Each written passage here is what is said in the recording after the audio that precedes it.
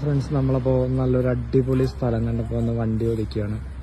അപ്പോൾ ഇത് കണ്ടോ, ലോറിയൊക്കെ കിടക്കുന്നുണ്ടോ? അപ്പോൾ കണ്ടോ, ലോറി കിടക്കുന്നുണ്ടോ? അപ്പോൾ നമ്മളിവിടെയാണ് വണ്ടി ഒതുക്കിയിരിക്കുന്നത്. ഈ ഒരു റെസ്റ്റോറൻറ്റിൽ ഫുഡ് കഴിക്കാൻ വേണ്ടിയിട്ടാണ് ഒതുക്കിയത്. അപ്പോൾ നോക്കി, അടിപൊളിയല്ലേ? അപ്പോൾ ഈ ലോറിയുടെ കാര്യം ഞാൻ പറഞ്ഞ എന്താണെന്ന് വെച്ച് കഴിഞ്ഞിട്ടുണ്ടെങ്കിൽ, നമ്മൾ നോർത്തിലേക്കൊക്കെ പോകുമ്പോണ്ടല്ലോ, അവിടെ ധാബ ഉണ്ടാവും. ധാബയുടെ അടുത്ത് അവിടെയാണ് ഈ ലോറിക്കാരൊക്കെ വണ്ടി ഒതുക്കുന്നത്. അപ്പോൾ ഇവരിവിടുത്തെ സ്ഥിരം കസ്റ്റമേഴ്സ് ആയിരിക്കും, മനസ്സിലായി?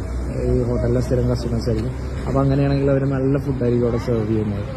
അപ്പോൾ ആ ഒരു കാര്യത്തിൽ, ക്വാളിറ്റിയുടെ കാര്യത്തിൽ നമുക്ക് അഷ്യൂർ ചെയ്യാം.